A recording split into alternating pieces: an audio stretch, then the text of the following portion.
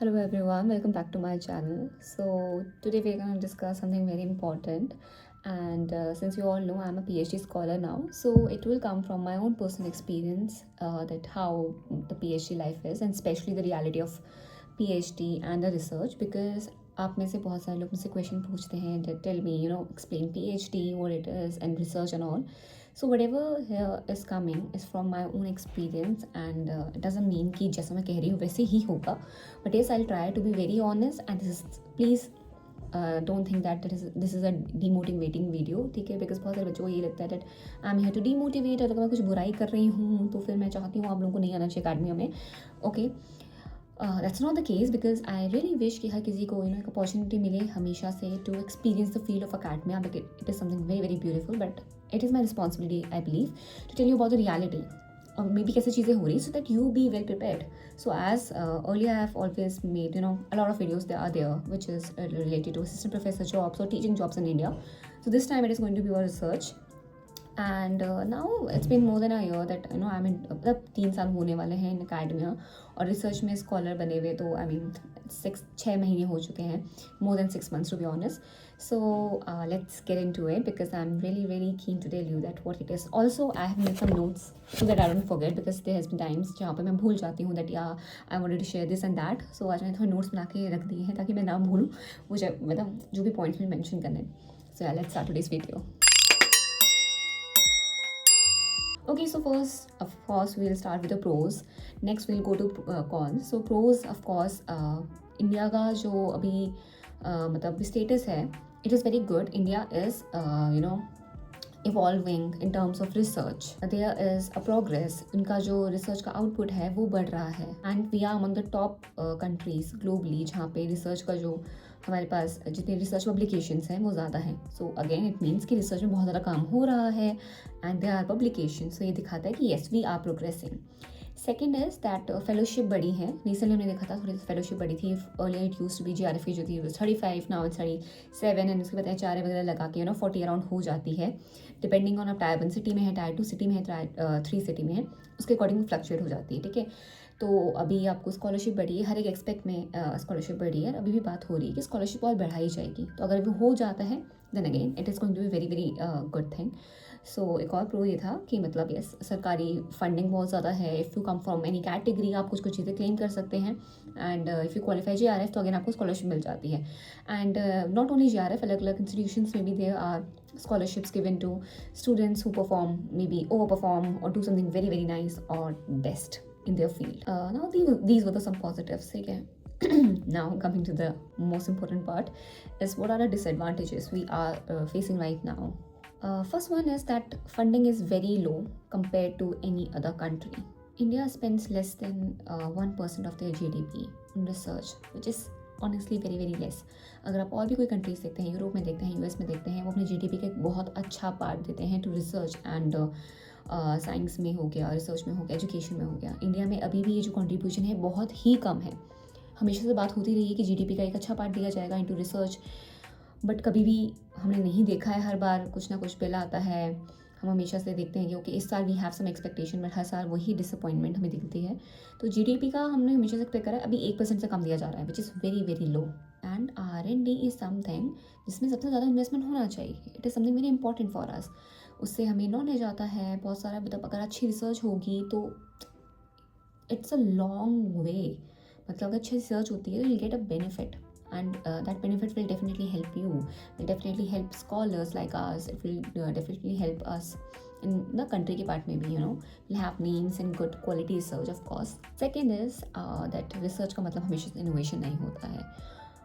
To a country like us, यहाँ पे quality से ज़्यादा quantity को importance दी जा रही है, which is something which I absolutely hate. So basically a lot of research in India is derived on publish और perish culture. So अगर आपका publication नहीं है, अगर आपकी quantity नहीं है, ठीक है, they won't see कि आपने मतलब आपका कितनी quality research है. Even in terms of hiring मैं ये देखती हूँ कि वो लोग पूछते हैं कितने papers हैं. Now अगर मेरा एक भी पेपर है बट उसमें काम अच्छा किया गया है, they won't से कि अरे आपका अच्छा क्वालिटी काम है, ठीक है, आपने सालों लगाए. नहीं, आपके पास कितने रिसर्च पेपर्स हैं? You just have one research paper, just one Scopus. ठीक है, they want you to have a lot of Scopus, because आजकल लोग क्वांटिटी पे ज़्यादा ध्यान दे रहे हैं. and that is the reality. So अगर असिस्टेंट प्रोफेसर की जॉब में even if I plan to switch, I know that HR is going to ask me कि आपके कितने पेपर्स हैं, कितने papers matters a lot. And again there is a pressure to publish in journal, Scopus में करो, इधर करो, and उसकी वजह से you won't believe as a scholar आपके बिल्कुल भी पेपर जो पब्लिश नहीं हो रहे थे. देयर इज़ अगेन एक अनदर लेवल का मतलब pressure. I have seen scholars saying कि इनको थीसिस का कोई टेंशन नहीं है, but paper publishing is something which is really really worrying them. And इसी क्वांटिटी वाले की वजह से we are seeing a lot of scams जहाँ पे पैसे देके पब्लिश करना. यू मस्ट हैव हर्ड, अगर आप अकेडमी की फील्ड में यू नो पैसे देके पब्लिश करा दो just to have your name so that you can have a कि आपके पास ओके एक और भी पेपर है, just to have more counts and just to have more quantity. अब एक स्कैम चला जा रहा है कि आप इतने पैसे दो आपका पेपर पब्लिश हो जाएगा, यहाँ हो जाएगा, वहाँ हो जाएगा. एंड समटाइम्स कभी कभी हो भी जाता है पब्लिश, कभी कभी नहीं भी होता है. And then you can't say anything. So आपका जो भी पैसा है वो तो सब डूब चुका है. Okay, so this is also something which is happening, and this is the biggest scam in the education field. I'm telling you, those who are already into the this field, उनको पता होगा रिसर्च के field में जो भी हैं, जो academic के फील्ड में हैं, they know this is the biggest scam जहाँ पे आपकी क्वांटिटी को इतना ज़्यादा महत्व दे चुके हैं कि क्वालिटी की तो बात ही नहीं होती है. नेक्स्ट जो एक सबसे बड़ी दिक्कत है थोड़ा सा ब्यूरोक्रेसी के टर्म पे है, बिकॉज अभी भी हम देखते हैं जो सरकारी में एक्चुअली आपकी स्कॉलरशिप्स आ रही हैं वो टाइम पे नहीं आती हैं. एंड पॉलिटिकली भी मतलब we have seen a lot of problems कि आपकी किसी का कुछ कैंसिल कर दिया है, आपका ये नहीं हो पाएगा. तो ये सारे ड्रामे जो हमेशा से होते आए हैं वो भी होते हैं. Those who are into government universities, those who are getting scholarship, monthly payments ना आना, डिले हो जाना फॉर मेनी रीजंस, ये सारी चीज़ें होती हैं. कभी कभी अप्रूवल्स नहीं आ पाते हैं एंड पेमेंट के लिए चीज़ एडमिनिस्ट्रेटिव लेवल पे भी काम गलत हो जाना, कुछ भी एक पेपर वर्क आपका गलत हुआ और आपका पूरा स्कॉलरशिप रुक सकता है. It's that much. Next again brain drain is there. Basically यहाँ के लोग are preferring to go outside and do research. And why they should not, because there is better play. ज़्यादा पैसा मिल रहा है, ज़्यादा अच्छी क्वालिटी मिल रही है, ज़्यादा अच्छा इकोसिस्टम मिल रहा है to do the research. So what's wrong in that? Okay, so अगर आपको बाहर कुछ अच्छा मिल रहा है, people will actually choose to go outside. We have better labs and what it isn't. वहाँ पे जाके जॉब सिक्योरिटी भी मिलती है. दे टेल यू दैट यार इसके बाद देयर इज इंडिया में इतने सारे लोग पीएचडी कर रहे हैं, देयर इज नो वे कि आपको पता होगी इसके बाद आपकी जॉब लग जाएगी.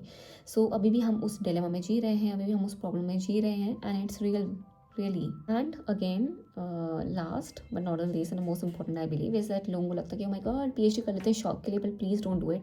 शौक के लिए देख मुझे भी ऐसा लगा था कि ठीक है मतलब मैं अकेडमी में आती हूँ, I was kind of bored, so I thought कि ठीक है I need to do something else, तो मैंने इसलिए PhD ऐड करी. बट PhD के बाद again be very conscious of why are you doing PhD. ठीक है, because it is a very very long journey, बिल्कुल भी ग्लैमरस नहीं है. गाइड पे आपकी बहुत ज़्यादा डिपेंडेंसी होती है, एंड जॉब सिक्योरिटी ऐसा नहीं है कि PhD कर ली और आपको जॉब मिल जाएगी. Okay, I have seen a lot of scholars जिनकी PhD हो चुकी है, they are still looking for job. So job security भी ज़ीरो ही लगा लो, मतलब उसके बाद आपकी स्किल्स पे, आपकी लक पे, आपके बहुत सारे काम पे, बहुत सारी चीज़ों में डिपेंडेंट होती है चीज़ें. एंड नेक्स्ट अगेन दो the stipend is Okesh, but I also believe कि वही वाला बात कि पैसे यार ज़्यादा नहीं दिए जाते.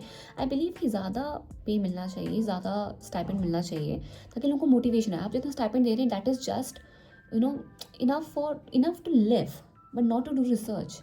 नाउ इफ़ आई एम 25 और इफ़ आई एम 30, जो भी लोग कर रहे हैं, पेरेंट्स से पैसे तो तुम नहीं मांगोगे ना. सो यू नीड सा मनी जहाँ से आप खुद को सस्टेन कर सकें, आप एक अच्छे घर पे रह सकें, खा सकें सही से, और फिर रिसर्च कर सकें. एंड उस चीज़ के पैसे मिलने चाहिए, बिकॉज आपको पता है कि रिसर्च टेक्स टाइम. ऐसा तो है नहीं कि 1 महीने की बात है, 6 महीने की बात है, 1 साल की बात है. Minimum 3 years and maximum goes to 5 to 6 years. So को पता होना चाहिए कितने टाइम के लिए you need money. So I really believe कि पैसा इज़ ऑल्सो अ थिंग. मतलब JRF really never lured me enough to कि हाँ मैं फुल टाइम PhD कर लूँ और मैं कर लूँ. मतलब I have a job and I decided कि no I don't want to do it. मतलब I don't want to live my job and I prefer doing a part time, because for me it was a stupid decision leaving this and again targeting JRF and getting a stipend, which is not enough for me to sustain. That is what I decided. Now it is a personal choice, but for me I still believe it is very below, and I believe those who are already getting a JRF, they also understand कि उनका जो पैसा है it only goes to their living and their lifestyle, but research में कुछ contribute नहीं कर रहा, because it is not enough.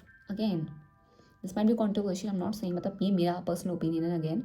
तो मुझे ऐसा लगता है it is not enough, so we must work on that as well. And मैंने एक और चीज़ देखी है, देयर आर सर्टेन यूनिवर्सिटी जहाँ पे बहुत ज़्यादा एक्सप्लॉइट किया जाता है स्कॉलर्स को. टीचिंग उनसे कराई जाएगी, जो गाइड है, गाइड आपका अगेन अच्छा नहीं है तो आपको बहुत सारा कुछ काम कराएगा, and you have to do it anyways, because आपकी जो PhD है वो उन पर डिपेंड करती है बहुत ज़्यादा. इसीलिए मैं कहती हूँ हमेशा the guide is very very important. If your guide is good, your PhD is going to be something very fun and easy, and you know they help you in everything. Like touch wood, my guide is very very sweet and kind person. But अगर आपके PhD के guide हैं वो अच्छे नहीं निकलते हैं, then it is going to be a problematic one. I have seen a lot of cases जहाँ पे उनको PhD मिड में छोड़नी पड़ती है, and it is a trauma, literally a trauma, कि आपने पूरे इतने साल इतना टाइम एक चीज़ पे लगाया है, now you can't pursue it. How sad that is. So you know how it must be feeling to have that kind of thing कि मतलब अब आपसे pursue नहीं कर सकते because of that one person. So yeah, I guess I have somewhere, you know, talked about all the things which I want to in here. Cons are a lot because it is a lot. Pros भी बहुत सारे हैं. Again, if you are really into research, then you must pursue GRF and do a full-time job, do a full-time research, sorry. ठीक है, तो आपको full time research करनी चाहिए, जेनरली करनी चाहिए अगर आपको बहुत ज़्यादा इंटरेस्ट है, because then it is worth it. आप अच्छी रिसर्च में कंट्रीब्यूट कर पाएंगे, अच्छे से रिसर्च कर पाएंगे. Part time it is not easy, it is very hard to balance with job and the part time, मतलब आपका PhD का पार्ट. ऐसा नहीं कि डूएबल नहीं है, इम्पॉसिबल नहीं है, कर सकते हो, but full time is preferred अगर आपको को रिसर्च में इंटरेस्ट है. And if you have someone in your back जो आपको सपोर्ट कर सकता है during that journey, it is very important for that. So yeah, I guess that's it. So I'll see you in my next video. Till then, tada, bye bye, take care, and I hope this video was helpful to you. If it was, please like, do comment, share, and I would love to hear more from you, and whatever suggestions are, I'll make sure that I'm as more videos for now. See you next time. Bye bye.